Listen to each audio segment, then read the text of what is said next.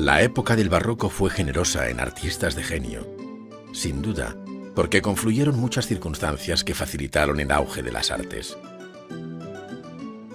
Por una parte, el poder absolutista de las monarquías, que en Francia llegó a generar el despotismo ilustrado de Luis XIV. Por otra parte, el empuje de la Iglesia, que estaba en plena lucha contra la Reforma protestante. Y por último, el propio espíritu de lo barroco, que exaltaba la originalidad y la emotividad de la obra de arte, estimulando a los artistas a la búsqueda de un medio de expresión eficaz y distinto.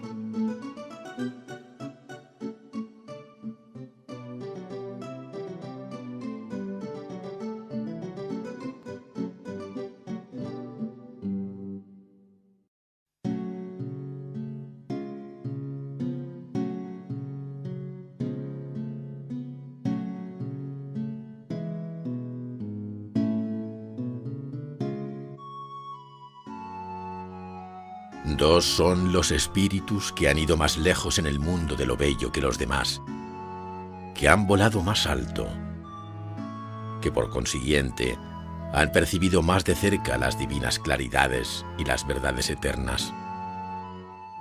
Lo mismo sucede en el mundo moral, en el mundo de los sentimientos, de las visiones, de los sueños, de las profundidades, donde solo Rembrandt ha descendido, donde Rubens ni pudo penetrar ni soñó que existieran. En desquite se apoderó de la tierra como nadie.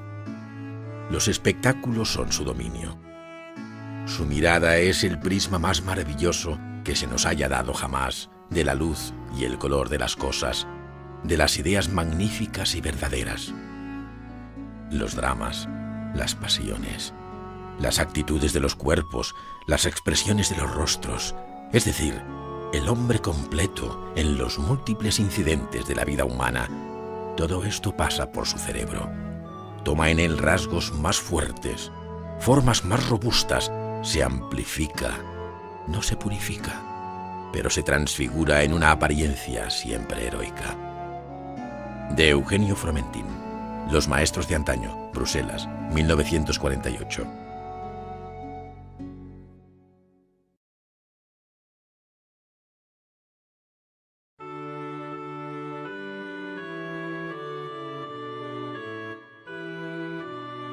En la etapa barroca existieron artistas que fueron verdaderos genios de la pintura.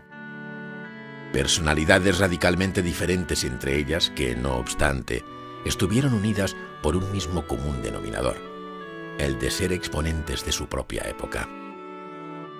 El naturalismo de Caravaggio, el clasicismo de Poussin, el arrebato de Rubens, la poética callada y mágica de Rembrandt o la fascinación por lo cotidiano de Vermeer, Van Ostade y Terborg son visiones diversas de un mismo mundo y de una misma sociedad. Siendo fieles a su manera de sentir la vida y el arte, es como llegaron a ser los verdaderos artífices de lo barroco.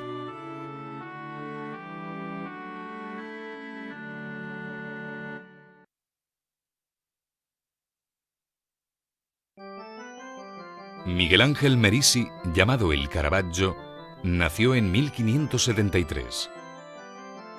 Él llevaría el naturalismo a su máxima expresión. Llegó a Roma con 15 años, huyendo de la justicia que le buscaba por el homicidio de un compañero. Tras años de pasar penurias y verdadero hambre, al cumplir los 23, le llegó el encargo de la Capilla Contarelli, en San Luis de los Franceses, donde pintaría la conversión y martirio de San Mateo. En estos lienzos religiosos, su estilo ya está perfectamente definido.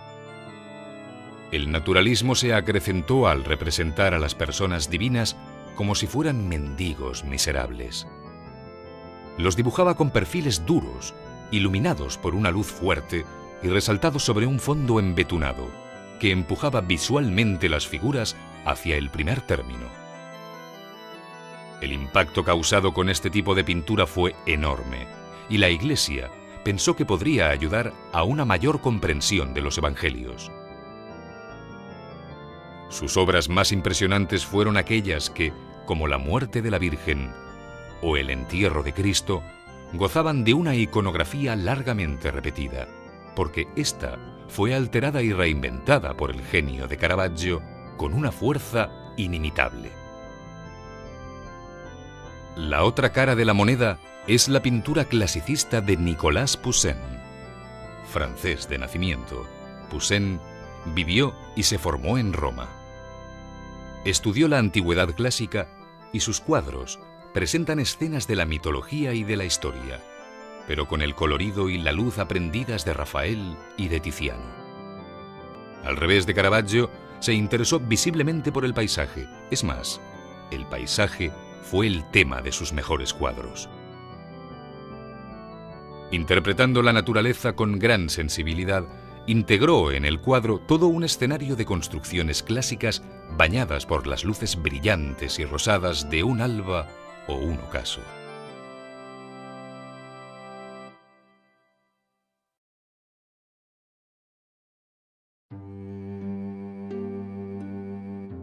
Pedro Pablo Rubens nació en 1577 y aprendió pintura en Amberes. A los 22 años ya era miembro de la Guilda de San Lucas, nombre que recibía la Corporación de Pintores, y a los 24 viajó a Italia, donde estudió la pintura renacentista, conociendo también a los Carraggi y a Caravaggio. Volvió a Amberes en 1608, donde casó con Isabel Brandt e instaló un taller de pintura, contratando buenos pintores especializados en motivos concretos como paisajes y naturalezas muertas. A ellos confiaría después la realización de los grandes encargos llegados al taller, que él no podía atender por falta de tiempo. Esta es la razón por la que su obra es tan numerosa y tan desigual. Su estilo evolucionó, pero siempre sin perder el gusto por el color exuberante dado en pinceladas generosas. Tuvo 3 etapas. Una primera de formación en su estancia italiana, hasta 1612. Una segunda de mayor luminosidad y facilidad compositiva. Y por fin, una tercera etapa final, en la que su sabiduría técnica le permitió las mayores libertades y en la que consiguió esa sensualidad de las carnaciones femeninas que tanto sorprende y admira en su obra. A esta última etapa pertenecen sus más famosas obras, como Las Tres Gracias o el retrato de Helena Fourmen, su segunda esposa, con abrigo de piel. El laborioso taller de Rubens tuvo como encargado y principal ayudante a Anton van Dyck. 22 años más joven que Rubens, Van Dyck había nacido en 1599 y, habiendo acudido a Inglaterra para ayudar al maestro, recibió numerosos encargos que le impulsaron a instalarse en aquel país. Su estilo es muy elegante y su gama de color más contenida que la de Rubens.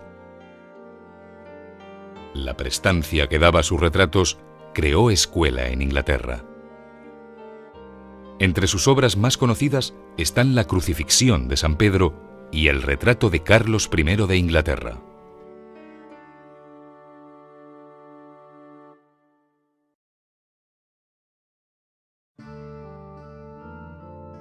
Rembrandt van Rijn es la mayor gloria de la pintura holandesa y un genio universal. Nació en 1607 en Leiden y, aunque nunca viajó a Italia, conoció la pintura de Caravaggio a través de su maestro, Lastman.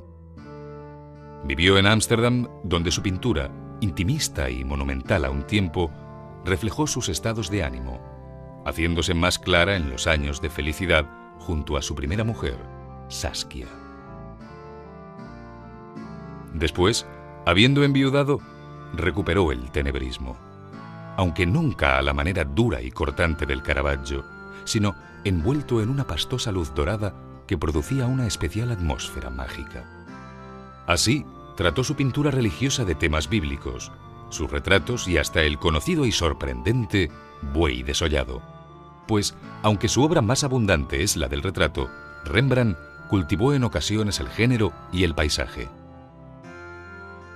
En la última etapa de su vida, abundaron también los retratos realizados a Tito, hijo de su matrimonio con Saskia, y los de Hendrik, la sirvienta a quien convirtió en su segunda mujer. Aunque en aquellos años finales su obra máxima sería La Ronda de Noche. Frente a Rembrandt y su pintura monumentalista está Jean Vermeer de Delft, nacido en 1632. Vermeer fue un gran maestro de las escenas de interior, hasta el punto de ser capaz de sublimar los temas humildes de la pintura del género. La luz en los cuadros de Vermeer es única y distinta, inunda los interiores y valora las gamas de color con un brillo de esmalte.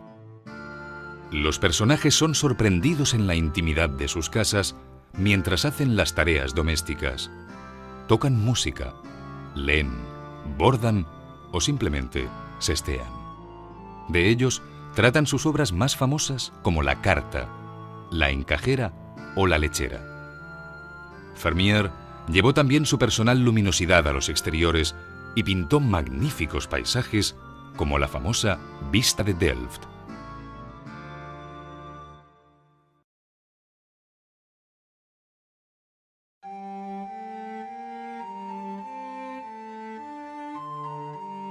El barroco puso en tela de juicio los viejos esquemas del Renacimiento. En Italia se regeneró un nuevo clasicismo más cercano a la realidad, que estuvo representado por la Academia de Aníbal Carracci. Pero fue a través de Caravaggio como la pintura encontró en el realismo y en el claroscuro el camino de la nueva expresividad.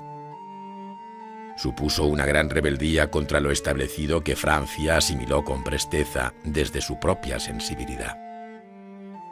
Flandes, por su parte, y gracias a Rubens, propició una pintura de color donde el escorzo y el movimiento fueron los protagonistas. Y por último, la escuela holandesa aportó a esta nueva pintura de lo barroco el sentido de la intimidad, de lo humilde, de lo cotidiano, y no escasas veces también de lo sublime, sobre todo cuando se trató del arte de Rembrandt.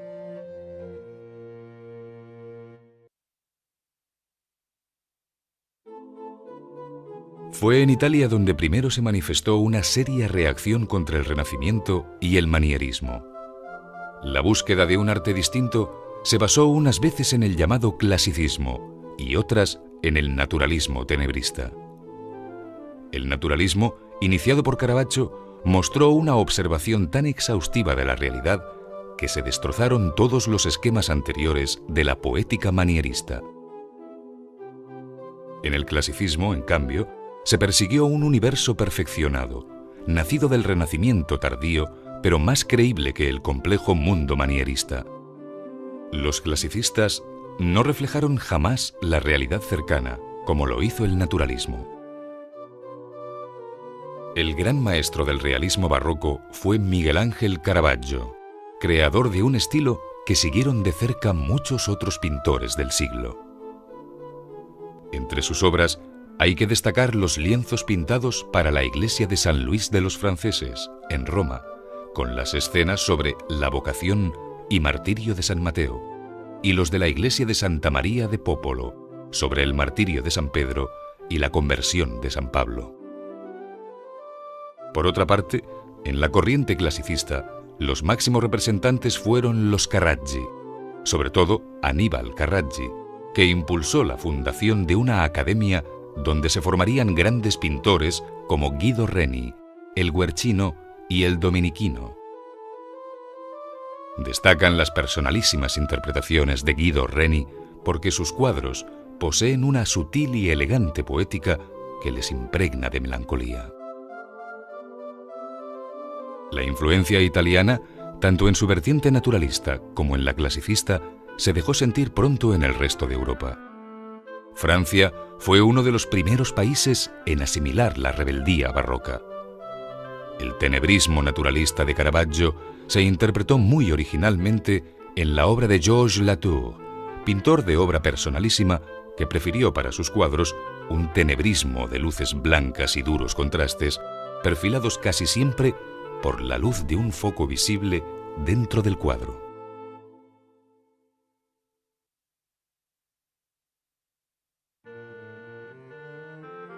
Durante el siglo XVII deben distinguirse dos escuelas en los Países Bajos, la de Flandes y la de Holanda. La escuela flamenca corresponde a Bélgica y reafirmó su personalidad frente a la vecina Holanda. Representa Flandes una pintura que basa su máxima expresividad en el sabio manejo del colorido, a veces estridente como en el caso de Jacobo Jordaens y a veces delicadamente armónico como ocurre con la obra de Van Dyck. No le va a la zaga el interés por el movimiento desenfrenado que obliga al uso sistemático del escorzo o compostura forzada de los personajes y que crea en el espectador la impresión de lo fugaz. Figuras captadas en el momento de caer o revolverse sobre sí mismas.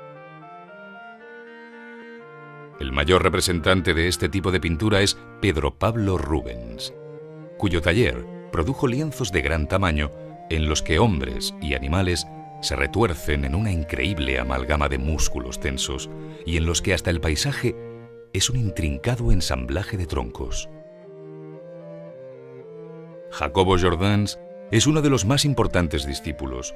Atraído por las escenas populares, llegó a pintar con estos temas cuadros de gran formato, como ocurre con su famoso lienzo El Rey bebe, aunque se harían mucho más famosas las amables escenas del taller de los Teniers. Anton van Dyck, en cambio, el otro gran discípulo de Rubens, dulcificó el estilo con una innata elegancia en colorido y composición. Hubo muchos otros que trabajaron en el taller rubeniano, especializándose en los diferentes géneros, como Franz Schneiders, que realizó magníficos bodegones y pintó naturalezas muertas en los lienzos del maestro.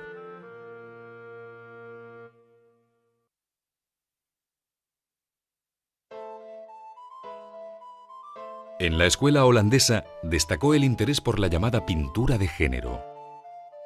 Los pintores trataron las escenas de interior, los paisajes, los bodegones, los cuadros de animales y las fiestas populares como temas preferentes, y sus modelos fueron escogidos de entre los campesinos y los burgueses. El retrato tuvo un gran auge como consecuencia del pujante comercio y del enriquecimiento de ciertas familias.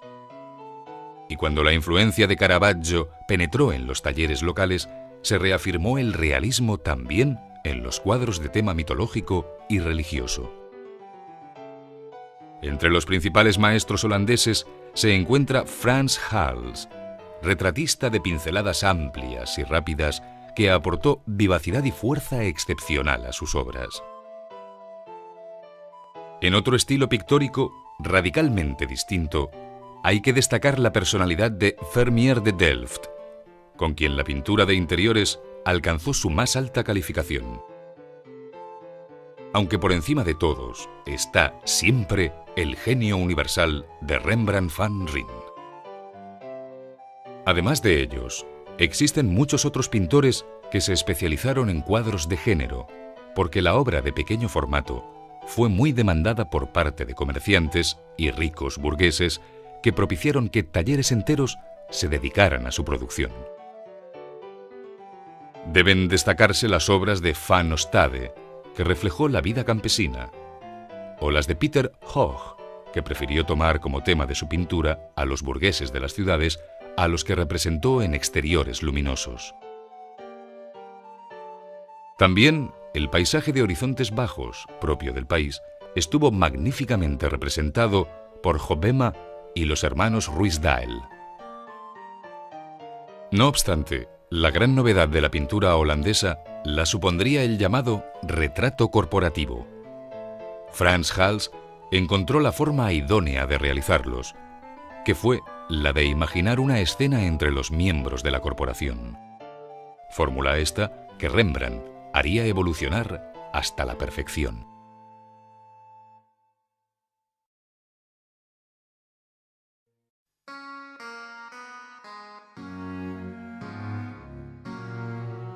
La pintura del barroco utilizó los temas eternos de las artes representativas: la religión, la mitología y el retrato.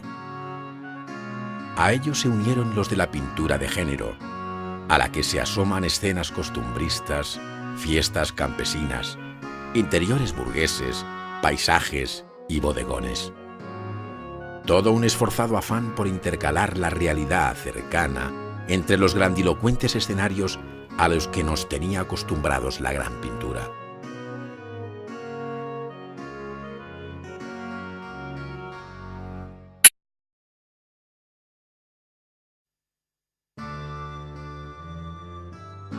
La Contrarreforma católica presentó lucha sin cuartel al cáncer de la herejía protestante, y cualquier arma fue bienvenida si prometía ser eficaz. La pintura lo era. Caravaggio lo demostró llevando el universo divino a ras de tierra.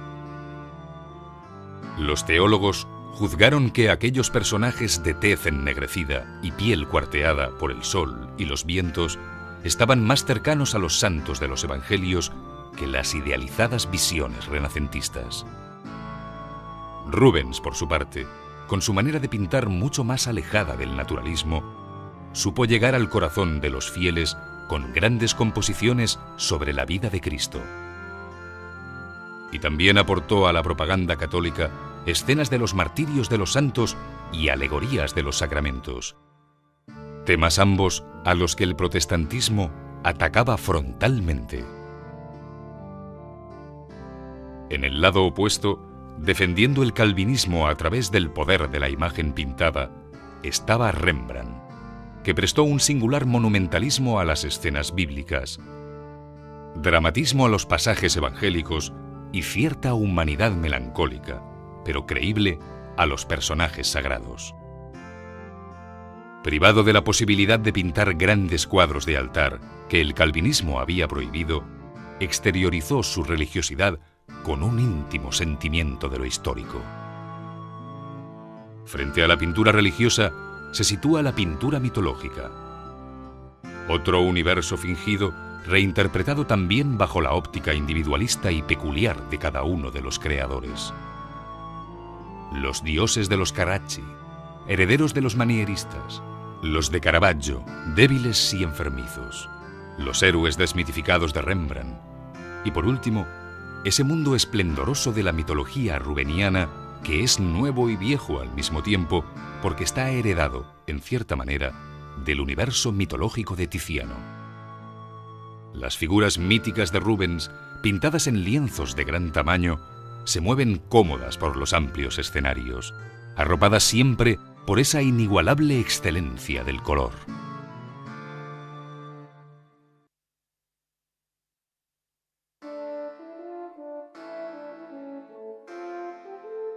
El retrato siguió siendo, en la época del barroco, una de las facetas más importantes de la pintura. Ahora, no solo se pintan los retratos reales y de la nobleza, y los autorretratos de los propios artistas, sino también los de una clase social de la pequeña burguesía acomodada. Gentes, a veces de gustos vulgares y gestos poco delicados, pero vivaces y rebosantes de una ruidosa humanidad. Contrastan con la intimidad de los autorretratos que, en la mayoría de las ocasiones, son una forma de entrenar los pinceles ante el modelo más fácil de conseguir, que es la propia imagen del pintor. En cuanto a los retratos reales, puede decirse que adolecieron de un exceso de boato, buscando la adulación y la complacencia del cliente. Nada tan elocuente de todo ello como los retratos mandados pintar a Rubens por María de Médicis, antes de sus bodas con Enrique IV, en los que los personajes mitológicos se mezclaron con las efigies de los retratados. En otro orden de cosas, algo semejante ocurrió con los personajes destacados de la nobleza, a los que se prestaba una dignidad fingida. No obstante, el gran capítulo de los retratos fue el de las corporaciones. Este tipo de obra exigía que los personajes ocuparan en el cuadro un espacio que estuviera en relación con su jerarquía dentro de la corporación. De esta manera, La composición era especialmente compleja y ponía a prueba la imaginación y la habilidad del pintor. Fue esta una modalidad en la que se lograron no pocas obras maestras de la pintura barroca holandesa. Las naturalezas muertas fueron también, por otra parte, objeto del arte de los grandes pintores, desde Caravaggio hasta el mismo Rembrandt, aunque hubo verdaderos especialistas del tema que fue muy apreciado, sobre todo en los Países Bajos, a cuyos pintores se deben las piezas más nobles.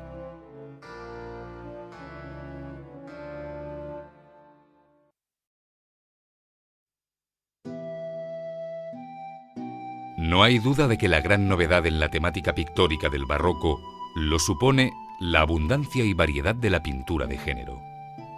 Escenas populares dirigidas a una clientela, hasta aquel momento inexistente y compuesta de comerciantes y artesanos. Una burguesía acomodada que imponía su gusto a los artistas, como también antaño hicieran los principales clientes y mecenas del arte que habían sido la Iglesia, los reyes y la nobleza. Estos nuevos compradores de arte que eran los burgueses quisieron ver reflejado su entorno en escenas cuyos protagonistas fueran los hombres de las aldeas, o los que circulaban por las callejas de las ciudades, o los que alborotaban en las fiestas populares y en las tabernas. Otras veces desearon que lo que reflejaran aquellos cuadros fueran los interiores refinados de sus propios hogares, en ocasiones verdaderas mansiones suntuosas, pero fundamentalmente confortables y acogedoras. Eran espacios bañados siempre por una luz envolvente y acariciadora que acababa convirtiendo la propia estancia de la casa en protagonista de la escena. Los gestos reposados de los personajes que las habitan parecen querer narrar la felicidad de su cómoda existencia. La música, la lectura y la escritura, que son sus entretenimientos preferidos, según nos cuentan, son placeres que denotan ese espíritu refinado que han adquirido y que hasta entonces había sido solo privativo de la nobleza. La misma finalidad de enriquecer los muros de los hogares burgueses tuvieron los cuadros de paisaje que, a veces, fueron realizados por los grandes maestros, pero que generalmente fue una temática tratada por pintores especialistas. Maestros que alcanzaron un gran renombre y que fueron requeridos por los nobles y también por los reyes. Unos y otros prefirieron en muchas ocasiones este tema, como también los de las escenas populares para los cuadros y tapices que ornamentaban sus salones.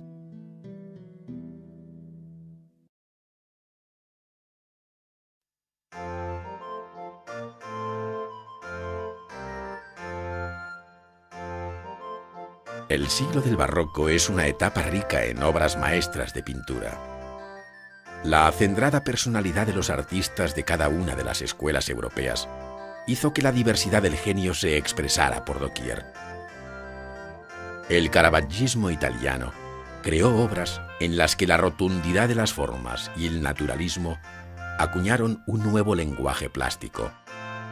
El tenebrismo matizado de Holanda construyó efectos sorprendentes de luz.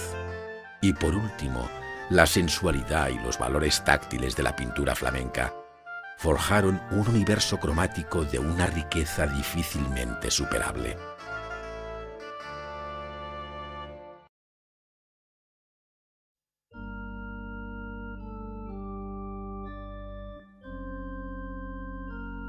El entierro de Cristo que guarda la Pinacoteca Vaticana fue pintada por Caravaggio entre 1602 y 1604. Lo encargó Francesco Vitrici y fue pagado posteriormente por su tío, Pietro Vitrici, estando destinado a decorar una capilla de la iglesia de Santa María in Vallicella, en Roma. La escena recoge el momento en que el cuerpo de Cristo es depositado en su sepulcro, y siguiendo la norma del arte barroco, se busca la fórmula con la que puede causarse mayor impacto en el espectador. El realismo de los personajes del primer término, Nicodemo y José de Arimatea, que sujetan el pesado cuerpo del Cristo muerto, y el dolor de las Marías en el segundo plano son los dos elementos clave que contribuyen a crear esa emoción buscada por el pintor.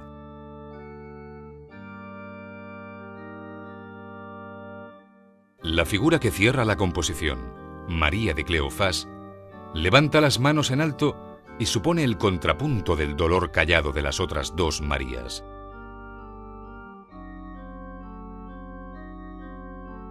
Al mismo tiempo, contrarresta el movimiento descendente del resto de los personajes y ayuda a generar una diagonal sin fin que escapa del cuadro. Por otra parte, el punto de vista excepcionalmente bajo sitúa nuestra mirada a la misma altura que el sepulcro, y así vemos el cadáver y los pies de Nicodemo en primer término.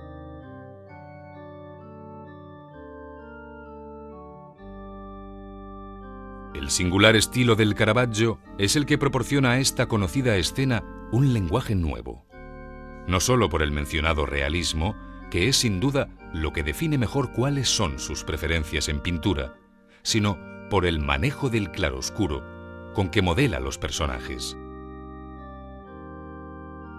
Percibiéndose aquí perfectamente esa habilidad suya para hacer que la luz caiga sobre las figuras como si se tratara de un foco de teatro, dirigido siempre sobre un grupo de actores en un acto final de tragedia.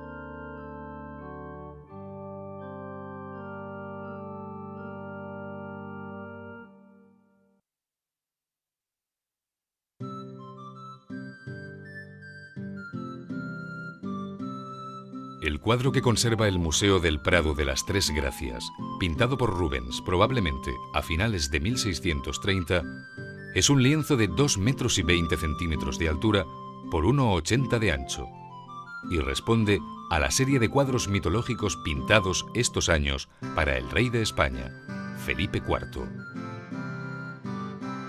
Rubens representa en él las figuras de Eufrosisne, Aglae y Thalía, las tres gracias que giran abrazadas, según la fórmula habitual con que la pintura ha venido representándolas a lo largo de la historia.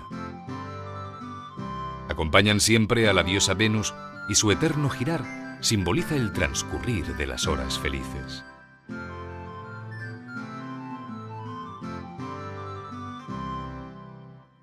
En este cuadro de Rubens, aisladas, intentan transmitir la placidez y la serenidad de su eterna felicidad.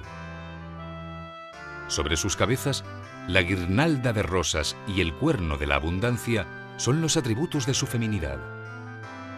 El eterno femenino está presente también en la elección por el pintor de 3 modelos de mujer de pelo rubio, rojizo y oscuro respectivamente. En esta etapa tardía de su carrera pictórica, Rubens acometió con gusto el reto que le suponía el triple desnudo femenino con aquellas encarnaciones rosadas y mórbidas que ya había practicado en los retratos de su joven mujer, Helena Formen. Dada la textura tenue y la sabia libertad de la factura, puede asegurarse que Las Tres Gracias es uno de los lienzos pintados por Rubens en su integridad. Las 3 mujeres desnudas entrecruzan sus miradas, invitando al espectador con ello a pasar de la una a la otra, e inclinan suavemente las cabezas, donde las perlas trenzadas entre los cabellos y los pendientes acrecientan un erotismo claramente buscado por el pintor.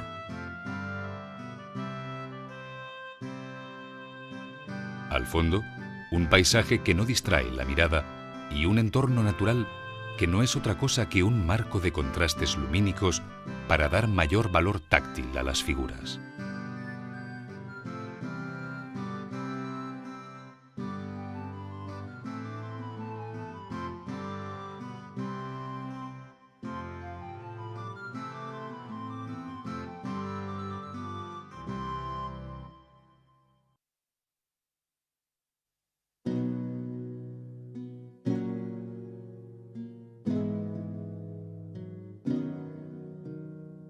La Ronda de Noche del Rijksmuseum de Ámsterdam fue pintada por Rembrandt en 1642 y representa a la Compañía Cívica del Señor de Purmerland.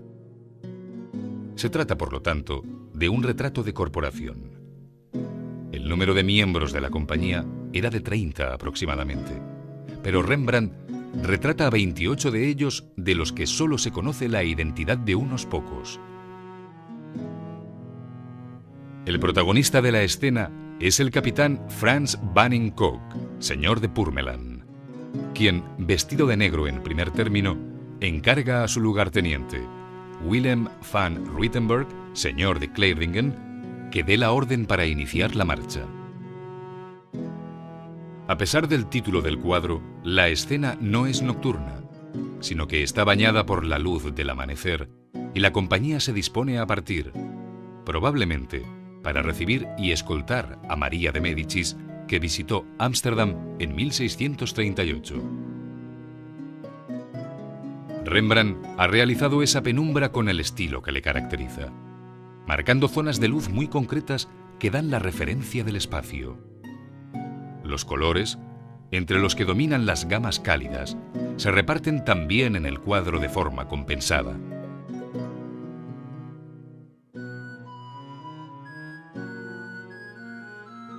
Para animar la escena, el pintor añadió las figuras de unos niños y un perro que ayudaron a crear un ambiente cotidiano. De la misma manera, las composturas relajadas de los personajes invitan a pensar en una instantánea llena de espontaneidad y captada casualmente. No obstante, la composición del cuadro ha sido cuidadosamente estudiada, esforzándose el pintor al mismo tiempo en respetar la jerarquía de los componentes de la corporación. El lienzo fue mutilado en 1715, recortándosele más de 30 centímetros a la izquierda, donde desaparecieron 2 hombres y una de las niñas. A la derecha partieron la figura del timbalero. En la parte inferior, una franja de pavimento y en la zona superior perdió el arco del fondo.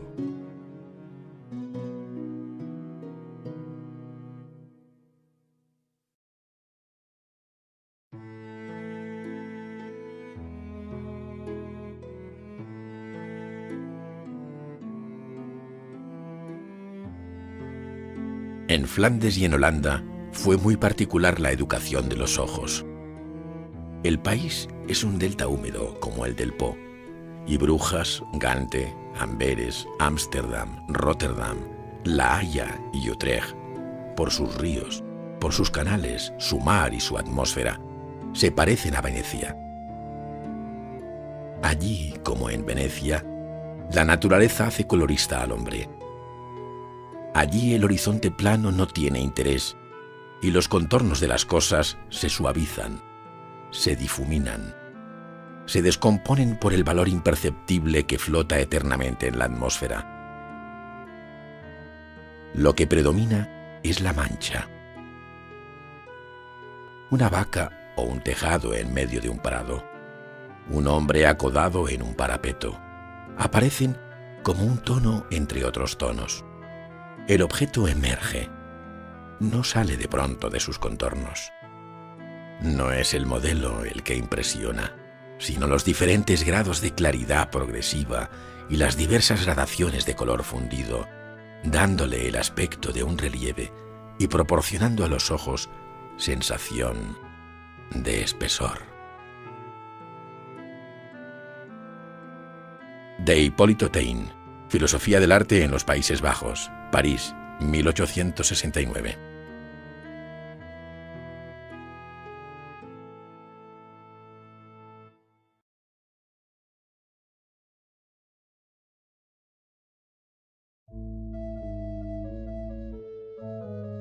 Pedro Pablo Rubens pintó en varias ocasiones la escena de la adoración de los Reyes Magos, siendo la versión que posee el Museo del Prado de Madrid la más espectacular por su tamaño e historia. La obra fue pintada por encargo del Ayuntamiento de Amberes en 1608, pero 4 años más tarde, el municipio se la regaló a don Rodrigo Calderón. Este personaje, muy vinculado al duque de Lerma, a quien retrató el propio Rubens en su primer viaje a España cuando era valido de Felipe III, se vio envuelto en un escándalo político que le llevó al cadalso. Sus bienes y rica colección de obras de arte se pusieron a la venta en una célebre almoneda, en la que el nuevo monarca Felipe IV compró la adoración de los magos, incrementando así la notable colección real de pintura flamenca que se guardaba en el Alcázar de Madrid. Más tarde, entre 1628 y 1629, con motivo de un segundo viaje de Rubens a la corte madrileña, donde conoció al joven pintor sevillano Diego Velázquez, el maestro flamenco añadió al lienzo original dos grandes fragmentos en la parte derecha y en la parte alta, cuyos costurones son fácilmente perceptibles. De este modo, el cuadro rebasó sus límites originales hasta alcanzar el monumental formato que hoy exhibe, cuya altura alcanza prácticamente los 3,5 metros, mientras que la anchura mide casi los 4,5 metros de ancho. A esta adoración del Prado siguieron las distintas versiones que Rubens pintó más tarde y que hoy se encuentran en los museos de Lyon, Amberes, Louvre, Bruselas y Catedral de Malinas. El asunto de la adoración de los magos es uno de los temas más antiguos del arte cristiano, asociado al nacimiento de Cristo, en el que la tradición ha ido perfilando una detallada leyenda sobre la escueta referencia aportada por San Mateo, el único evangelista que se refiere a este episodio.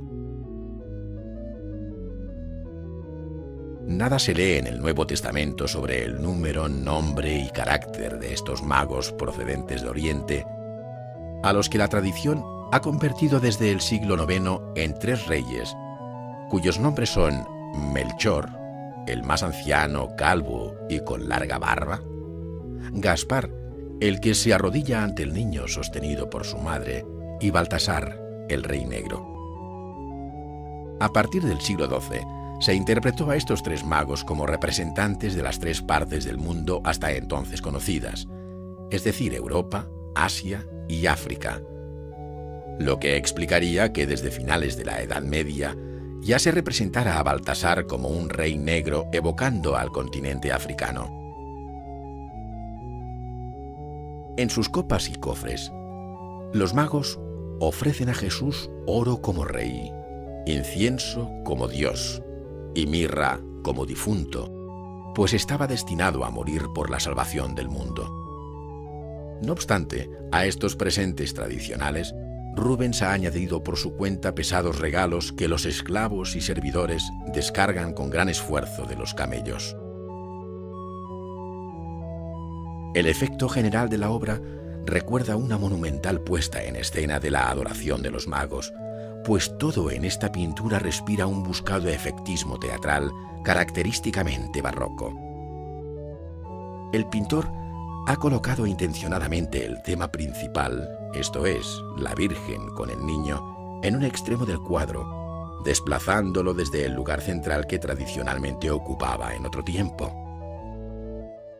Ello provoca un desequilibrio en la composición de la obra, pues obliga a que el resto de los personajes ocupen la mayor parte del lienzo restante.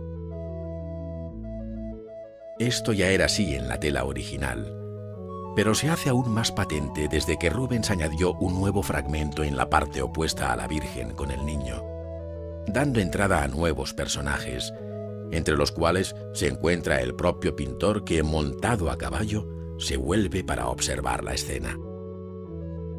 Todas las figuras, gestos, miradas, movimientos e intenciones se dirigen hacia el recién nacido que sostiene su madre, mientras San José contempla el suceso desde un discreto segundo plano. Rubens, con gran maestría, interpretó todo este nutrido grupo de personajes como una poderosa y compacta masa en la que se mezclan hombres y bestias bajo la huidiza luz de las humeantes antorchas, cuya estela contribuye a resaltar el ángulo hacia el que converge toda la composición, en cuyo vértice se encuentra el niño Jesús. Como ya es habitual en el siglo XVII, la técnica empleada aquí por Rubens es óleo sobre lienzo. Sin embargo, lo más singular de esta obra en el orden técnico es el hecho de que fue el mismo pintor quien hizo la tela original y quien 20 años después añadió los fragmentos señalados, debiendo repintar e igualar luces y tonos cromáticos para fundir mejor los añadidos. El tiempo transcurrido entre uno y otro momento representa mucho para la vida y el estilo de un pintor, que, como en este caso, parece incluso haber cambiado de criterio entre la primera concepción de la obra y la que hoy contemplamos en el Museo del Prado. Así, mientras que en la tela original parece ser una escena nocturna, en cuya oscuridad tienen luz propia el Niño Jesús y el hachón encendido del paje de Gaspar, luego, con los añadidos, Rubens introduce una segunda iluminación más amplia, aunque sin el contraste tenebrista de luz-sombra de la zona más antigua de la pintura. Por otro lado, el celaje del fondo habla de un atardecer que supone un tercer plano lumínico, ofreciendo una salida en profundidad desde este primer gran plano, falto de espacio y horizonte. La obra responde a un prieto dibujo de firmes y apuradas pinceladas, utilizando mucha pasta de color, todo muy propio de esta primera época y muy lejos de lo que va a ser la técnica más suelta de los años 20, en que pinta, por ejemplo, la adoración de los magos del Museo Real de Amberes.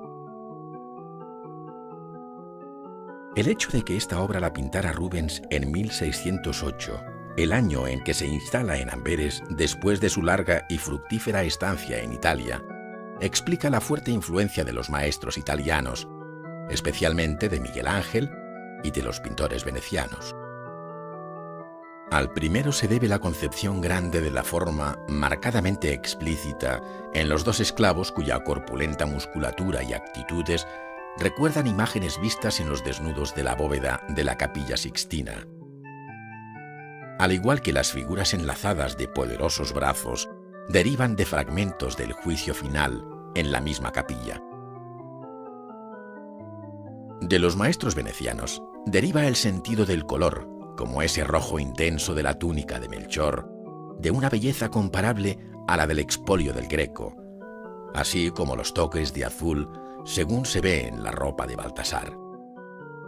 El pintor, haciendo un alarde de maestría, refleja la luz coloreada en la armadura de aquel devoto, sobre cuyo acero también se deja ver el chispeante fuego de las brasas que un muchacho aviva sobre un braserillo. De Venecia y del círculo del Veronés procede igualmente la elegancia de actitudes como la de la Virgen, el tono orientalizante de los personajes del fondo, así como la inclusión de bellos fragmentos de arquitectura clásica que contribuyen a dar monumentalidad a la composición. No obstante, la obra responde a una concepción personalísima del pintor, muy característica de esta primera etapa de su producción, donde no faltan detalles de un realismo naturalista sorprendente que hacen de la adoración de los magos una de las pinturas más representativas del barroco europeo.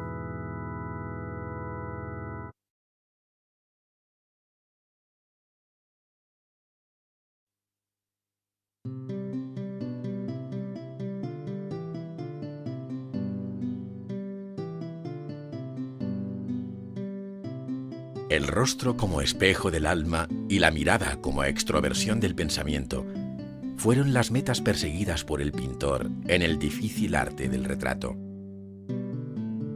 Pero cuando esta figura que surge sobre el limpio lienzo corresponde a la del propio pintor, sin tener que sujetarse al compromiso del encargo ni al capricho del cliente, cabe preguntarse acerca de la imagen que el artista ha querido perpetuar de sí mismo. La del pintor burgués y acomodado, en familia o alegremente acompañado, sin hacer referencia a su oficio. La del laborioso pintor cuyo trabajo tiene más interés que la expresión de su rostro, que en ocasiones queda oculto. La del artista irreflexivo. Con frecuencia, más allá de legarnos la simple imagen del artista, parece que el pintor, ha querido enfrentarse consigo mismo en un proceso analítico de su yo personal, sirviéndose de la inquisitiva herramienta de su arte. En este punto ninguno superó a Rembrandt, cuyos autorretratos se acercan al centenar en un incansable encuentro consigo mismo.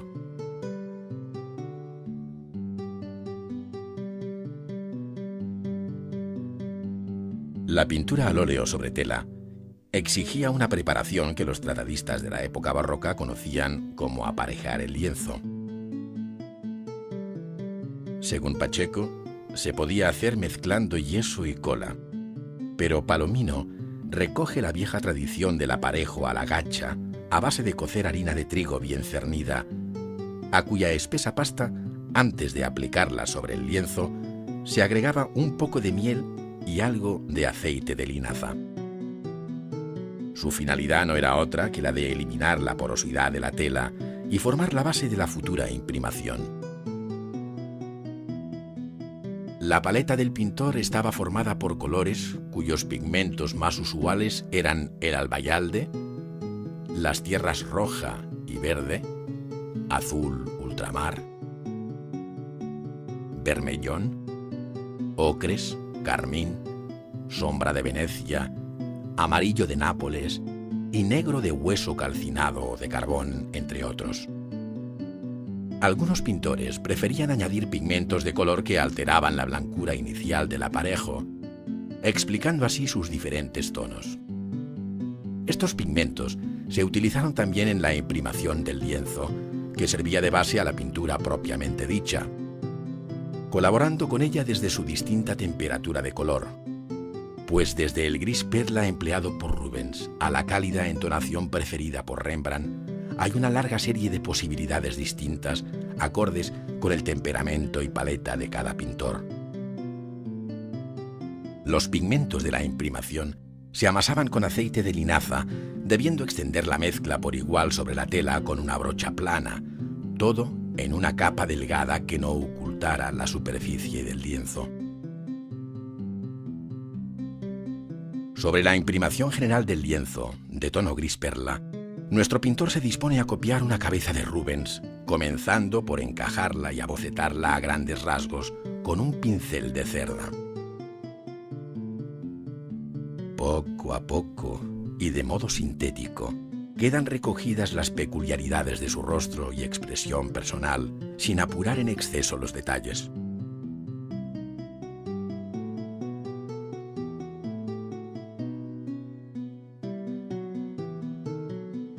En un momento determinado, el pintor decide dar algunos toques de color a la boca, nariz y ojos, antes de empezar a construir la cabeza a partir de un continuo contraste de luces y sombras. Para ello, aplica con gran seguridad largas y densas pinceladas de amarillo de plomo, con las que a su vez va modelando las facciones del rostro. Otro tanto sucede con los rojos, con los que aborda las partes que quedarán en sombra, todo lo cual indica que el pintor ya tiene en la cabeza la imagen final que él persigue, con todos los efectos últimos de luces y sombras. Más tarde, y cambiando con frecuencia de pinceles, ahora más finos y de pelo de Marta, apura, funde, refuerza y aborda mil detalles.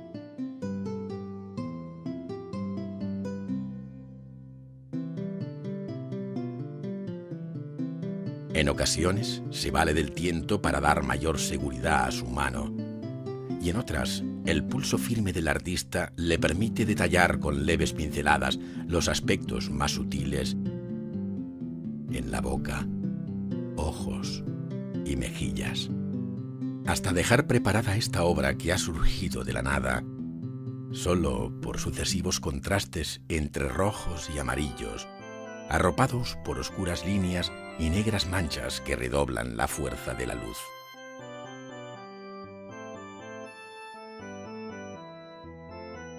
Aquí termina un primer paso del cuadro que el artista denomina infrapintura.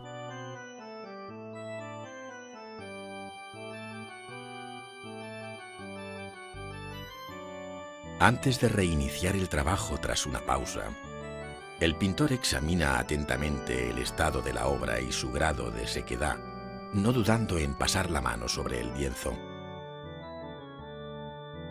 Para seguir pintando, necesita refrescar los colores, para lo cual aplica con soltura lo que se llama medium. Esto es, una mezcla de aceite y barniz muy diluida en trementina que distribuye de modo uniforme por toda la superficie pintada.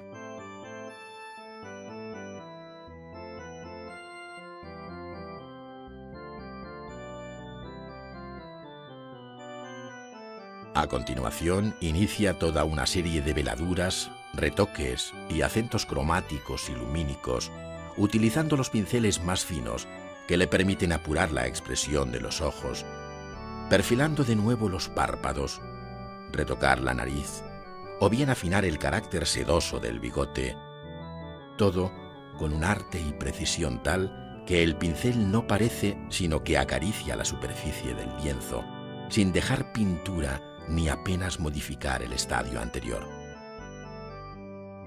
En toques rápidos y certeros, que van de la paleta al lienzo y del lienzo a la paleta, fija cuidadosamente el efecto de la luz dorada sobre los cabellos.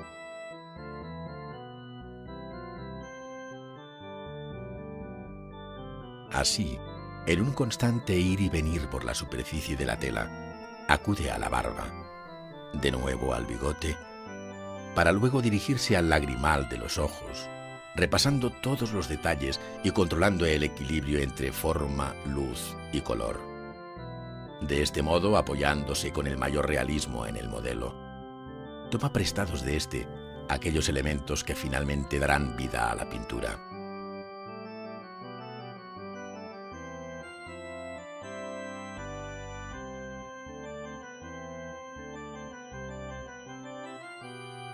La pintura al óleo encontraría muchas dificultades de no contar con un medium o medio que, como vehículo del color y como diluyente, permite matizarlo, aumentar su brillo y transparencia, además de hacer posibles las veladuras.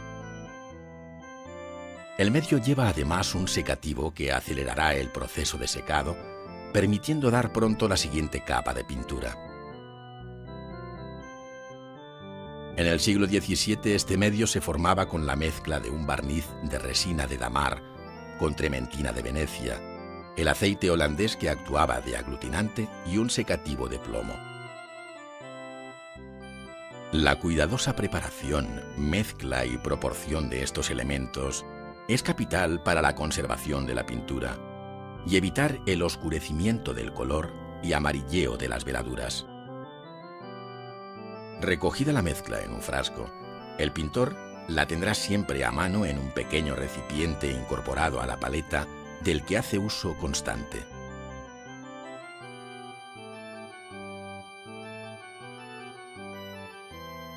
Partiendo ahora de un estado avanzado de este autorretrato de Rembrandt, donde es de suponer que el artista se estaba mirando en un espejo en el que veía su imagen invertida, cabe observar que frente a la imprimación gris y por tanto fría, empleada en el lienzo de Rubens, Rembrandt prefirió darle un tono más cálido, de acuerdo con la paleta y efectos característicos de este maestro holandés. La técnica pictórica también resulta distinta, caracterizándose por cargar los pinceles con mucha pasta poco diluida, sin llegar a fundir los planos, con un modelado cortante y escalonado que tiene mucho de visión impresionista, dejando que la retina a una determinada distancia sea la que obtenga la imagen acabada.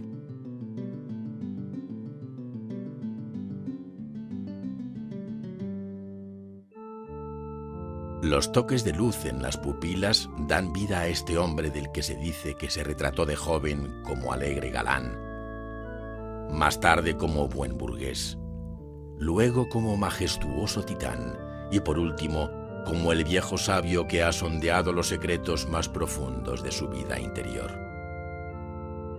La excelente copia que el pintor realiza ahora pone de manifiesto algunos de aquellos otros secretos pictóricos, entre los cuales se encuentra la visión matérica de su pintura, pues Rembrandt, a la vez que pinta, añade materia al lienzo de un modo genial.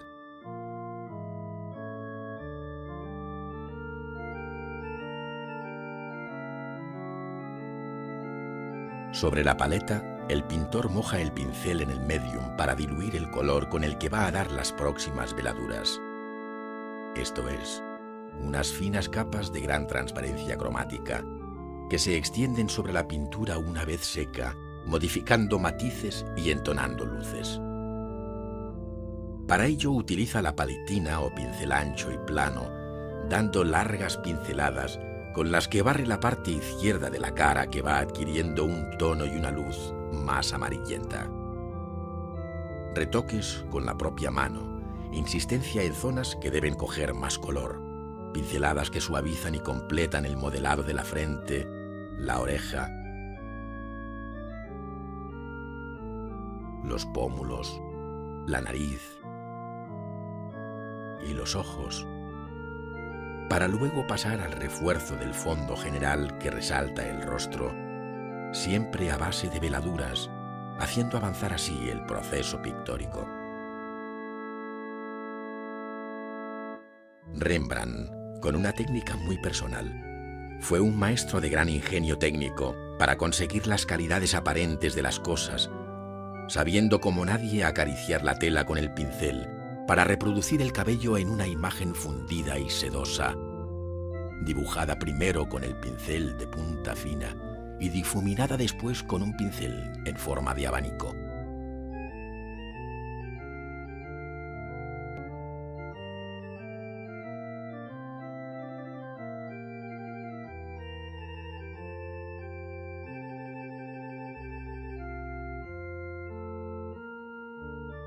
Cuando esto no basta para conseguir el efecto apetecido, dibuja sobre la pintura con el cabo del pincel, con el que abre pequeños surcos que refuerzan el dibujo de su obra, como si estuviera grabando con el buril sobre la plancha del grabador, repitiendo esta operación tantas veces haga falta.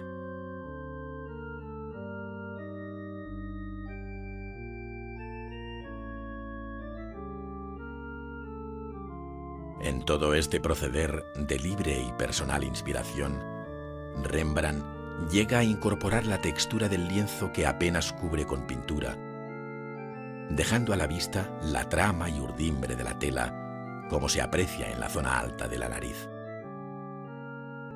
A su vez, da brillos y luces con leves grumos de pintura blanca, sin apenas diluyente, constituyendo cada cuadro una completa e inolvidable lección de técnica pictórica. Rubens y Rembrandt, dos rostros distintos de dos genios de la pintura universal. Dos poderosas miradas que, después de escrutar y perpetuar tantas cosas vistas en la Europa del siglo XVII, vuelven calladamente los ojos hacia el espectador, haciéndole cómplice del reconocimiento de su arte.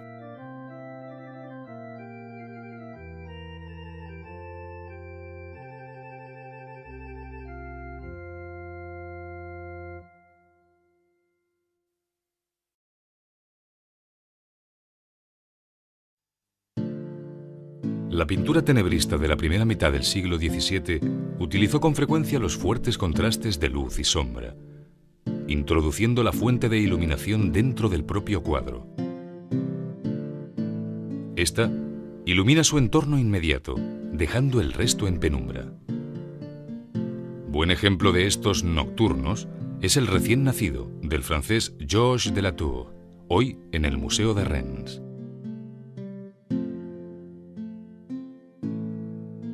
La pintura barroca no solo introdujo efectos tenebristas, sino que, como hizo Caravaggio en La Conversión de San Pablo de 1601, buscó puntos de vista inéditos que parecen inspirados en el mundo del teatro, pues las composiciones están concebidas de abajo a arriba, en la misma dirección que se proyecta la luz de las candilejas. La pintura se encuentra en la capilla Cesari de Santa Maria del Popolo, en Roma. Dentro del círculo de Caravaggio en Italia, destaca la personalidad de la pintora Artemisia Gentileschi. formada con su padre, el florentino Orazio Gentileschi, pero admiradora como él del tenebrismo y realismo caravaggiesco.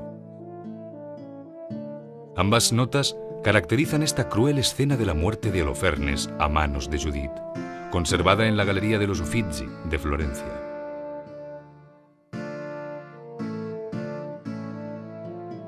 Rubens pintó varias versiones de Cristo crucificado, pero la de la Pinacoteca de Múnich de 1612 ofrece rasgos iconográficos muy particulares. La soledad que acompaña a Cristo muerto es absoluta, pero su cuerpo, bien iluminado, tiene una vitalidad que no pudo apagar la muerte. El pintor, contra toda norma, situó la herida de la lanza en el costado izquierdo, ocultándola, al tiempo que eliminó de la cabeza la corona de espinas.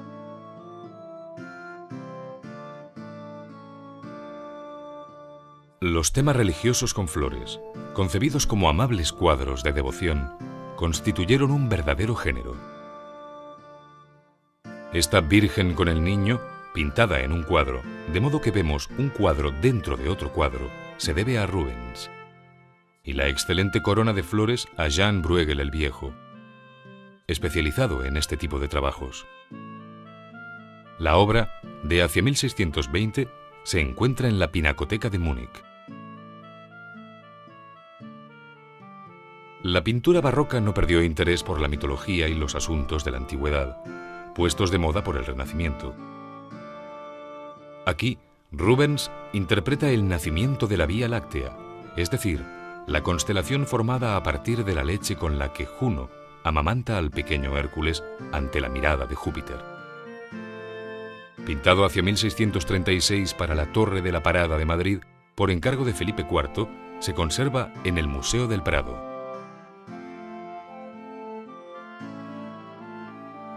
Hacia 1622, el flamenco Jordaens pintó esta alegoría de la fertilidad, conocida como homenaje a Pomona, la ninfa romana que velaba por los frutos de la tierra. El cuadro, en los Reales Museos de Bruselas, muestra a Pomona, vestida de rojo y con influencia de Rubens, rodeada de sátiros y ninfas. Destaca el desnudo de espaldas que, como toda la escena, está visto al modo de Caravaggio, desde el mismo nivel del suelo.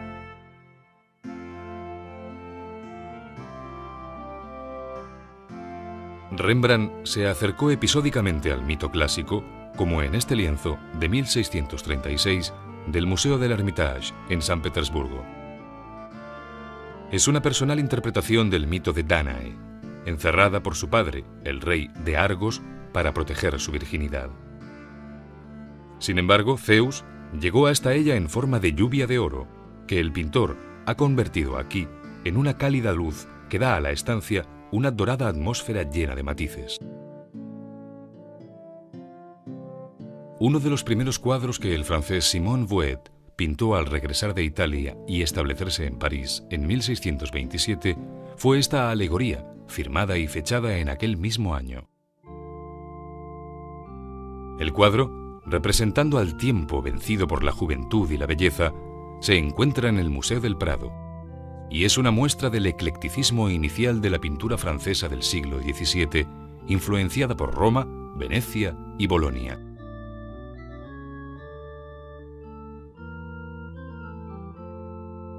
En la Galería Nacional de Londres se conserva una excelente copia de Los horrores de la guerra, de Rubens, cuyo original de 1638 está en el Palacio Pitti de Florencia. El autor de esta copia, hecha en vida del maestro flamenco, debió de pertenecer a su círculo más próximo. La furia, Venus, Marte, la peste, el hambre, pisoteando la vida. Es una clara alusión a las guerras de Europa y parecen haber inspirado el Guernica de Picasso. El francés Poussin residió prácticamente toda su vida en Italia, inspirándose con frecuencia en temas mitológicos como esta Bacanal del Museo del Prado de hacia 1632. Baco, sobre un carro tirado por panteras y rodeado de un festivo cortejo de silenos, bacantes y sátiros, acoge a Ariadna en la isla de Naxos, donde se celebrarán sus esponsales. La influencia de Tiziano es patente en el color y la composición.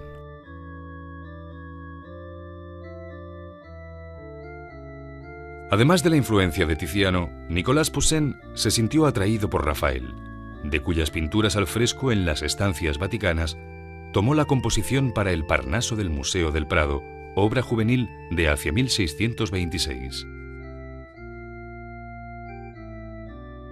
Representa la coronación de Homero por el dios Apolo en el monte Parnaso, sobre la fuente de la ninfa Castalia, cuyas aguas inspirarán a los poetas.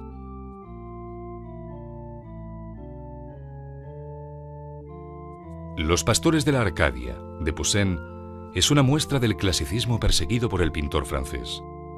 No solo el tema se refiere al núcleo poético del mito clásico, sino que la composición, las actitudes reposadas de los personajes, la armonía entre figura y paisaje o el equilibrio de la luz encarnan ideales clásicos muy lejos del concepto barroco del arte. Pintado hacia 1629, se guarda en el Louvre. El Museo del Louvre también conserva el lienzo del rapto de las Sabinas, episodio de la historia antigua de Roma que Poussin sitúa en el foro. Al fondo, un templo de estudiado orden toscano y primitivo, mientras que la visión fugada de la ciudad recuerda las perspectivas del Renacimiento. Estatismo en la arquitectura, movimiento de las figuras y una paleta de colores fríos o muy apagados caracterizan esta obra pintada en 1630.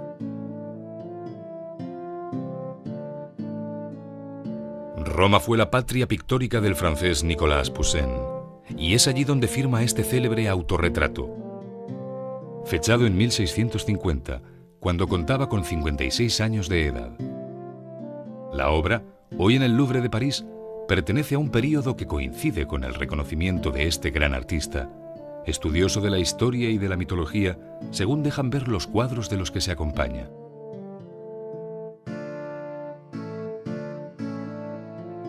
En la Galería Dahlem de Berlín se expone El hombre del casco de oro, pintado por el holandés Rembrandt hacia 1650, el mismo año del autorretrato de Poussin. Sin embargo, el concepto de la pintura en cuanto a luz, pincelada e intensidad dramática distancian a estos dos maestros coetáneos. La cabeza, según modelo repetido por Rembrandt, muestra los matices del modelado con una factura suelta y preimpresionista.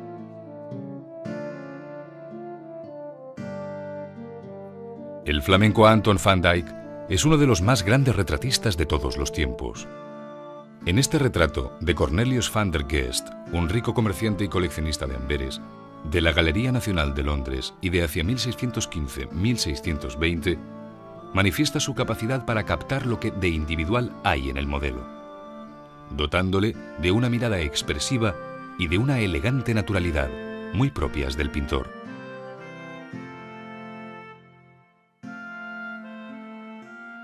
Van Dyck puso de moda el retrato doble, es decir, con dos figuras, según muestra este lienzo de original forma ovalada que se encuentra en el Museo del Prado.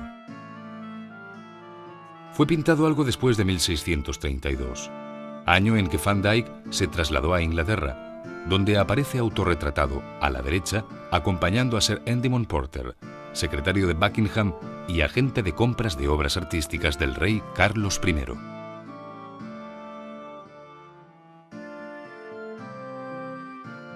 La llegada de Van Dyck a Inglaterra como pintor del rey supuso para la pintura inglesa una nueva concepción del arte del retrato.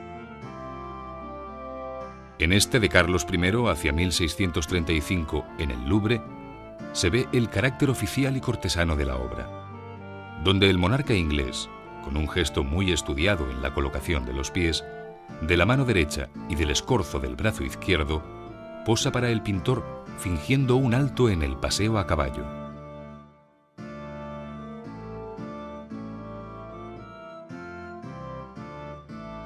El retrato oficial llegó a tener unos caracteres propios. especialmente si se trataba de representar al rey, como hizo Jacinto Rigaud en el retrato de Luis XIV de Francia en el Louvre. Pintado en 1701, evidencia lo que este pintor francés debe a los modelos de Van Dyck y muy especialmente a la pose de Carlos I de Inglaterra. Rigaud añadió aquí un exceso de elementos que prestan mayor grandeur al monarca absoluto.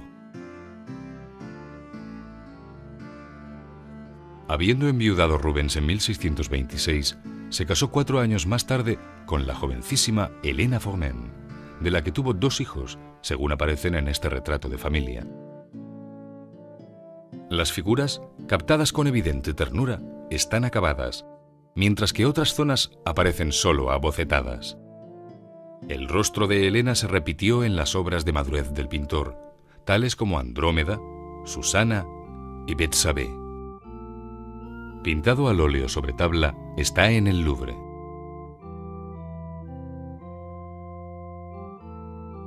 El retrato de grupo tuvo en Holanda su máxima expresión, congregando a los modelos por algún tipo de afinidad profesional o corporativa, como hizo Rembrandt en esta Lección de Anatomía de la Mauritshuis de La Haya.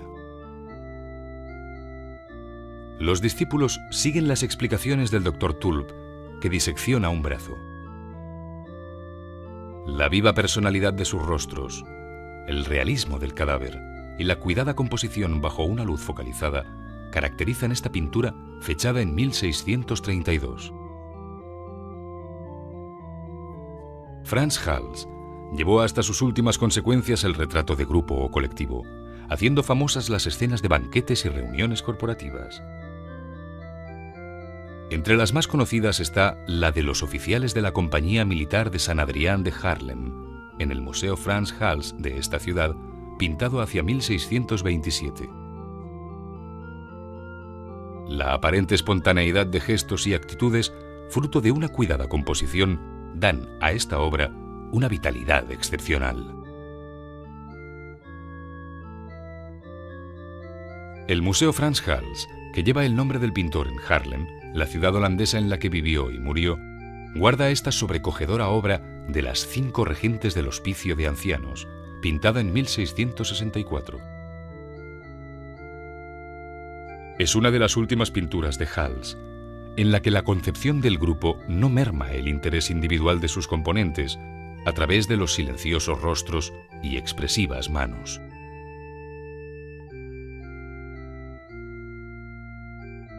La visión realista de los objetos llevó a algunos pintores a retratar el entorno inmediato, haciendo de la arquitectura, especialmente de la religiosa, un verdadero género pictórico. Entre aquellos destaca el holandés Pieter Jans Sarendam, autor de este blanco interior de la iglesia de San Baró en Haarlem. La obra, pintada en 1636, se encuentra en el Rijksmuseum de Ámsterdam.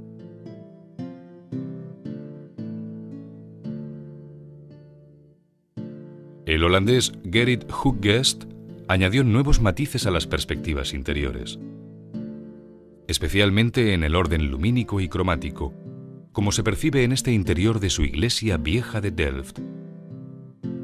Pintada en 1651 y conservada en el Rijksmuseum de Ámsterdam, son la luz y el color los que, en combinación con la geometría, consiguen hacer de esta pintura un verdadero retrato de la arquitectura.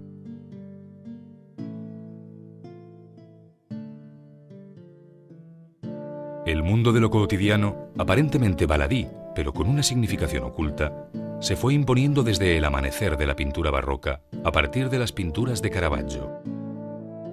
Su lienzo de La Buenaventura, de 1594, del Museo Capitolino de Roma, del que hay otra versión en el Museo del Louvre, pone en evidencia la ingenuidad del joven ante la mujer que lee las rayas de su mano mientras le quita el anillo.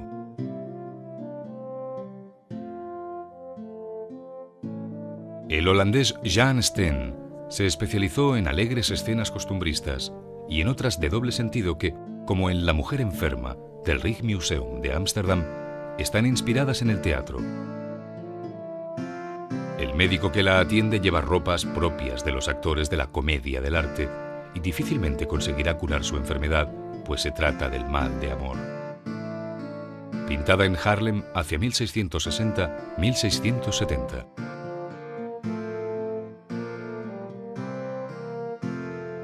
Pieter de Hoogh produjo lo mejor de su obra durante su estancia en la ciudad holandesa de Delft, entre 1654 y 1662, destacando el cuadro de La Madre, actualmente en la Galería Dahlem de Berlín.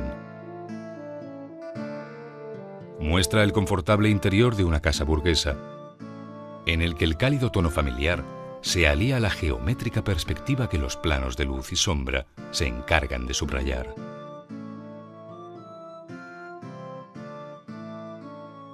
Frente a los confortables interiores de la pintura holandesa, el francés Louis Lenain mostró la dureza de la vida campesina, en escenas también familiares, pero donde la pobreza se advierte en rostros y ropas, así como en su más inmediato entorno. La visita a la abuela del Hermitage muestra aquella general carencia a través de una visión sobria y realista, donde también el espacio y la luz contribuyen al efecto buscado.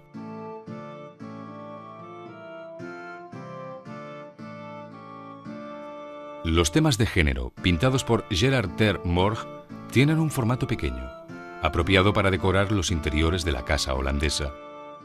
Aquí, tomando como modelo a su hermano Moses, vemos a un muchacho despulgando a un perro, donde la doméstica simplicidad del ambiente, junto a la luz y el color, dan un especial atractivo a la obra. Pintada después de 1654, se halla en la antigua Pinacoteca de Múnich. Las marinas o paisajes marítimos contaron con un buen número de intérpretes dentro de la pintura holandesa. Entre ellos destaca Jan van Capel, autor de estos reflejos del agua en un puerto del Museo Nacional de Estocolmo. Fechada la obra en 1649, es un ejemplo muy característico de las marinas holandesas, de muy bajo horizonte y dejando la mayor parte del lienzo para pintar amplios celajes.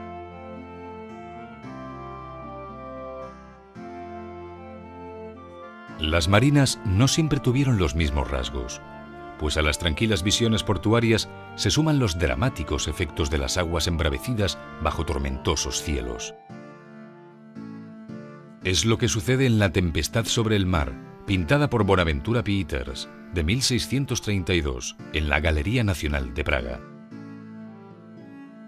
Dos grandes navíos van a la deriva por efecto de un fortísimo oleaje que pone en peligro la vida de su tripulación sobre cubierta.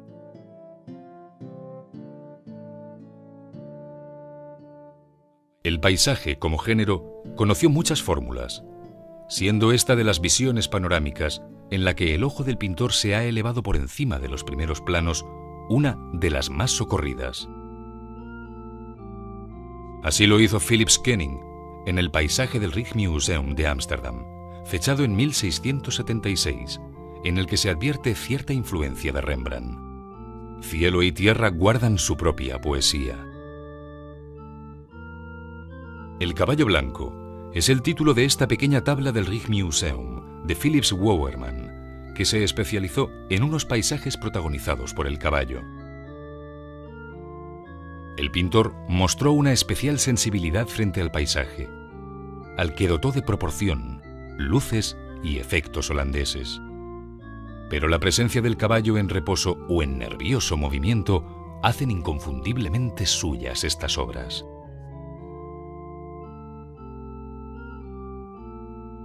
El bodegón o naturaleza muerta cobró gran importancia en la época barroca, pues permitía al pintor el estudio de los objetos, buscando su mayor semejanza con el natural. Así lo hizo Caravaggio en La cesta de fruta, de la Pinacoteca Ambrosiana de Milán, pintada hacia 1596. Colocada en el borde de una mesa, se observa desde su misma altura, cobrando el cesto un realismo excelente, bajo una luz que excita el color de las frutas. Willem Kalf se especializó en estos bodegones de gran aceptación entre la burguesía holandesa, en los que hacía alarde de su maestría para reproducir la calidad táctil de los objetos. Así, en este bodegón del Rijksmuseum se observa la distinta calidad de los objetos, no solo por su forma, sino por su textura y brillo, diferentes en las vasijas de oro y plata y en la cerámica de Delft, conteniendo naranjas y limones.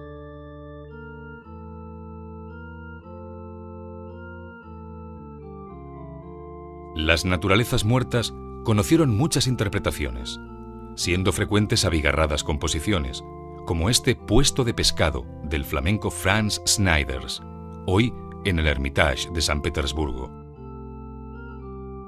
Con gran sentido de la realidad y observando los frutos del mar llegados al puerto de Amberes, Schneiders compuso una imagen que tiene la energía barroca de las obras de Rubens, con quien colaboró en muchas ocasiones.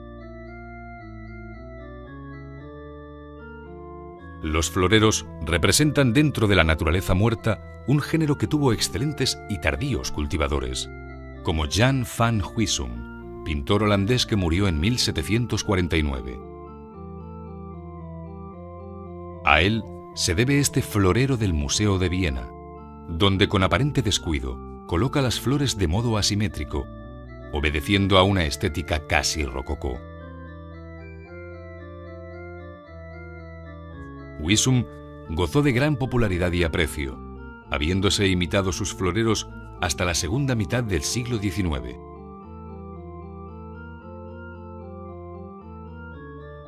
Pocas naturalezas muertas como este gallo, firmado por el holandés Gabriel Metsu. El animal apoya la cabeza sobre la mesa porque se ha roto la cuerda que ataba la otra pata. No cabe mayor economía de medios y sin embargo la obra resulta de una belleza indudable, por el realismo del plumaje y el contraste de luz, sobre el que destaca el rojo de la cresta. De fecha desconocida, se encuentra en el Museo del Prado.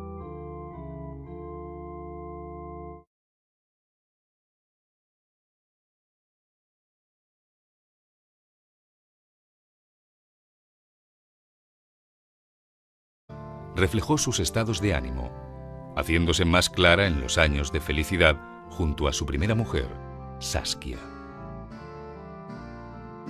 Después, habiendo enviudado, recuperó el tenebrismo, aunque nunca a la manera dura y cortante del Caravaggio, sino envuelto en una pastosa luz dorada que producía una especial atmósfera mágica.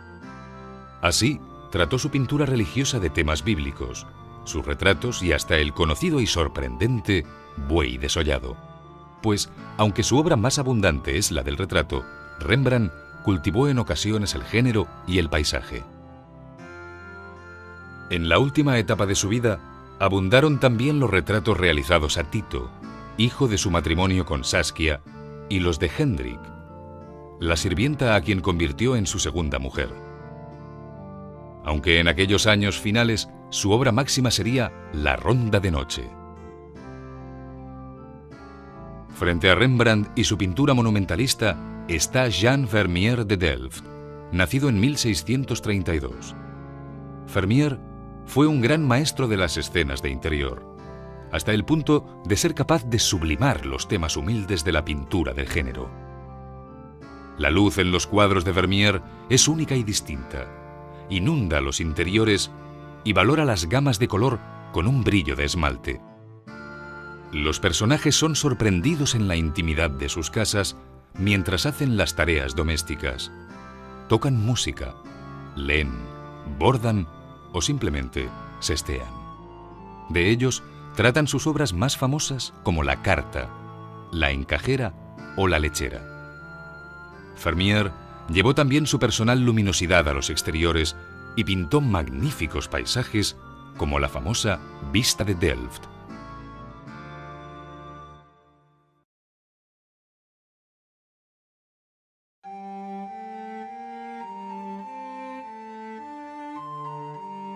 El barroco puso en tela de juicio los viejos esquemas del Renacimiento.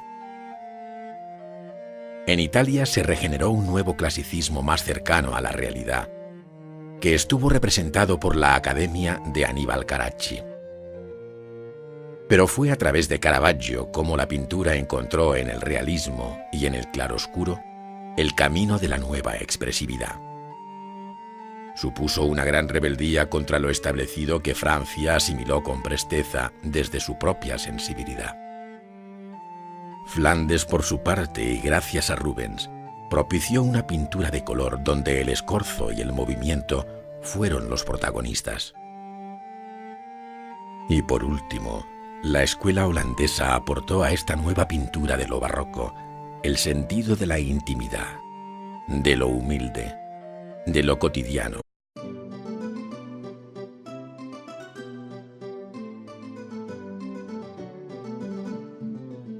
La época del barroco fue generosa en artistas de genio, sin duda, porque confluyeron muchas circunstancias que facilitaron el auge de las artes. Por una parte, el poder absolutista de las monarquías, que en Francia llegó a generar el despotismo ilustrado de Luis XIV. Por otra parte, el empuje de la Iglesia, que estaba en plena lucha contra la Reforma protestante.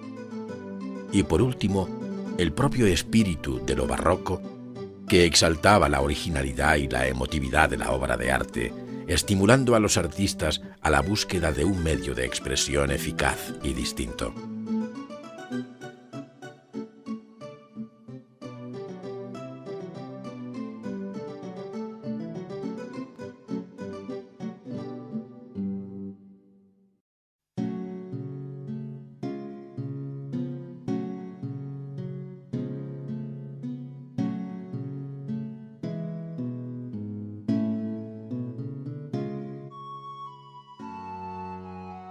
Dos son los espíritus que han ido más lejos en el mundo de lo bello que los demás, que han volado más alto, que por consiguiente han percibido más de cerca las divinas claridades y las verdades eternas.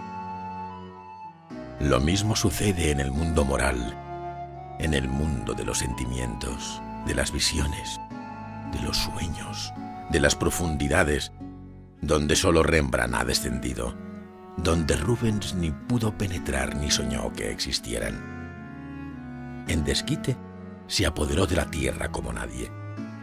Los espectáculos son su dominio.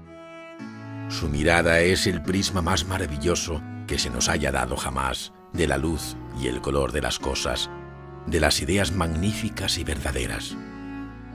Los dramas, las pasiones, las actitudes de los cuerpos, las expresiones de los rostros, es decir, el hombre completo en los múltiples incidentes de la vida humana, todo esto pasa por su cerebro. Toma en él rasgos más fuertes, formas más robustas, se amplifica, no se purifica, pero se transfigura en una apariencia siempre heroica. De Eugenio Fromentin, Los maestros de antaño, Bruselas, 1948.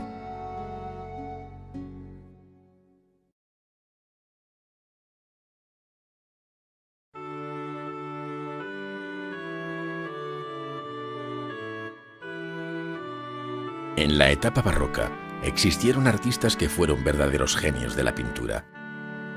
Personalidades radicalmente diferentes entre ellas que, no obstante, estuvieron unidas y no escasas veces también de lo sublime, sobre todo cuando se trató del arte de Rembrandt.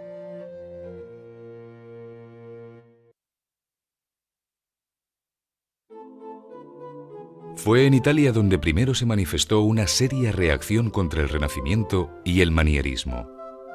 La búsqueda de un arte distinto se basó unas veces en el llamado clasicismo y otras en el naturalismo tenebrista. El naturalismo, iniciado por Caravaggio, mostró una observación tan exhaustiva de la realidad que se destrozaron todos los esquemas anteriores de la poética manierista. En el clasicismo, en cambio, se persiguió un universo perfeccionado, nacido del Renacimiento tardío, pero más creíble que el complejo mundo manierista. Los clasicistas no reflejaron jamás la realidad cercana, como lo hizo el naturalismo. El gran maestro del realismo barroco fue Miguel Ángel Caravaggio, creador de un estilo que siguieron de cerca muchos otros pintores del siglo. Entre sus obras hay que destacar los lienzos pintados para la iglesia de San Luis de los Franceses, en Roma, con las escenas sobre la vocación, y Martirio de San Mateo, y los de la iglesia de Santa María de Popolo, sobre el martirio de San Pedro y la conversión de San Pablo. Por otra parte, en la corriente clasicista, los máximos representantes fueron los Carraggi, sobre todo Aníbal Carraggi, que impulsó la fundación de una academia donde se formarían grandes pintores como Guido Reni, el Guercino y el Dominichino. Destacan las personalísimas interpretaciones de Guido Reni porque sus cuadros poseen una sutil y elegante poética que les impregna de melancolía. La influencia italiana, tanto en su vertiente naturalista como en la clasicista, se dejó sentir pronto en el resto de Europa. Francia fue uno de los primeros países en asimilar la rebeldía barroca. El tenebrismo naturalista de Caravaggio se interpretó muy originalmente en la obra de Georges Latour, pintor de obra personalísima que prefirió para sus cuadros un tenebrismo de luces blancas y duros contrastes, perfilados casi siempre por la luz de un foco visible dentro del cuadro.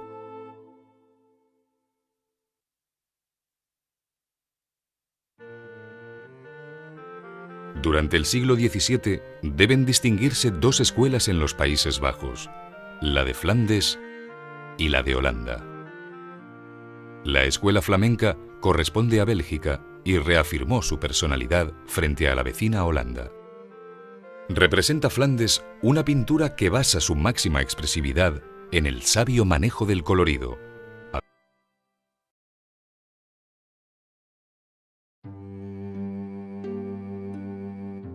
Pedro Pablo Rubens nació en 1577 y aprendió pintura en Amberes.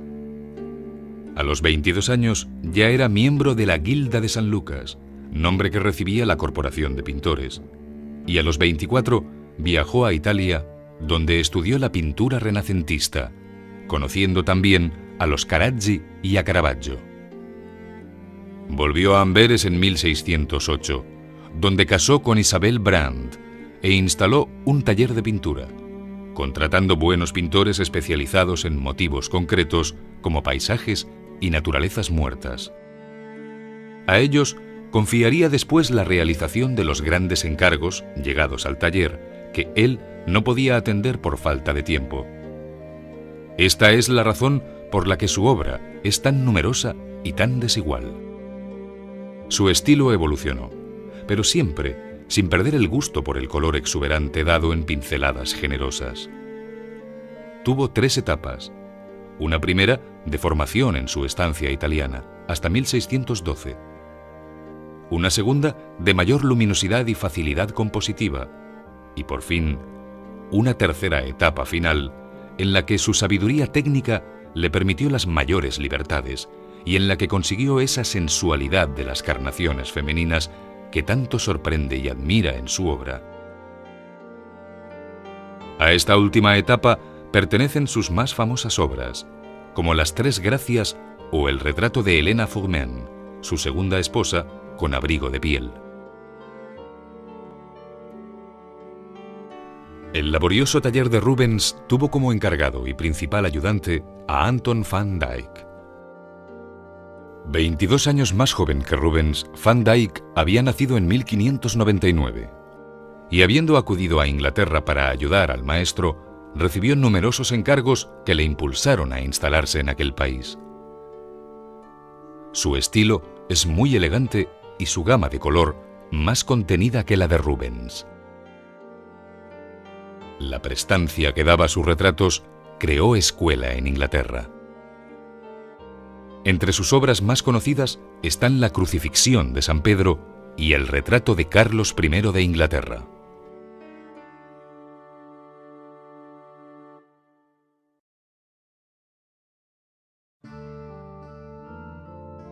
Rembrandt van Rijn es la mayor gloria de la pintura holandesa y un genio universal. Nació en 1607 en Leiden y, aunque nunca viajó a Italia, conoció la pintura de Caravaggio a través de su maestro, Lastman. Vivió en Ámsterdam, donde su pintura, intimista y monumental a un tiempo, por un mismo común denominador, el de ser exponentes de su propia época. el naturalismo de Caravaggio, el clasicismo de Poussin, el arrebato de Rubens, la poética callada y mágica de Rembrandt o la fascinación por lo cotidiano de Vermeer, Van Ostade y Terborg son visiones diversas de un mismo mundo y de una misma sociedad. Siendo fieles a su manera de sentir la vida y el arte, es como llegaron a ser los verdaderos artífices de lo barroco.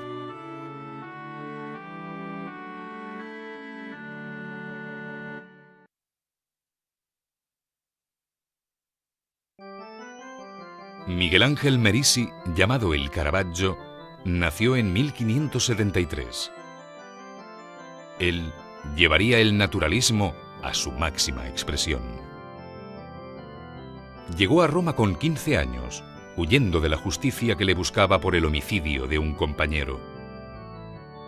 Tras años de pasar penurias y verdadero hambre, al cumplir los 23, le llegó el encargo de la Capilla Contarelli, en San Luis de los Franceses, donde pintaría la conversión y martirio de San Mateo. En estos lienzos religiosos, su estilo ya está perfectamente definido. El naturalismo se acrecentó al representar a las personas divinas como si fueran mendigos miserables. Los dibujaba con perfiles duros, iluminados por una luz fuerte y resaltados sobre un fondo embetunado, que empujaba visualmente las figuras hacia el primer término. El impacto causado con este tipo de pintura fue enorme, y la Iglesia pensó que podría ayudar a una mayor comprensión de los evangelios. Sus obras más impresionantes fueron aquellas que, como la muerte de la Virgen o el entierro de Cristo, gozaban de una iconografía largamente repetida, porque ésta fue alterada y reinventada por el genio de Caravaggio con una fuerza inimitable.